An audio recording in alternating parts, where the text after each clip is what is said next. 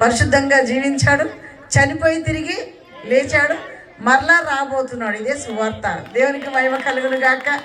ఈ సువార్త చెప్పను నువ్వు క్రిస్మస్ చేసుకోవద్దు. నువ్వు క్రిస్మస్ చేసుకోవాలంటే నువ్వు సువార్త చెప్పాలి. హల్లెలూయా.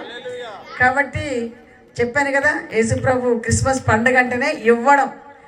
మొట్టమొదటిగా దేవుడు మన కొరకు తన కుమారుణ్ణి ఇచ్చారు. కాబట్టి మనమందరము కూడా హన్నా వలె యేసయ్య రాక కొరకు ఆమె చూసినట్టుగా మందిరంలో పడి మరలా ఆయన రాబోతున్నారు కనుక మనం ప్రార్థనలు చేస్తూ ఉపవాసం ఉంటూ కన్నీరు గారుస్తూ దేవుని మందిరంలో రేయం బవళ్ళు మందిరాన్ని విడవకుండా మరి అటువంటి మంచి విశ్వాసులుగా మీరందరూ ఉండాలని నేను కోరుకుంటున్నాను.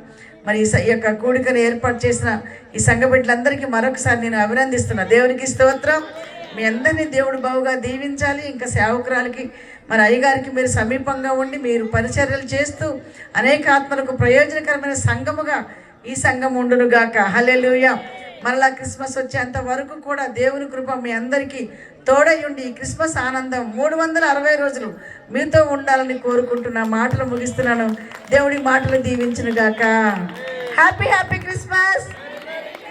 Happy happy Christmas. Happy happy Christmas. దేవునికి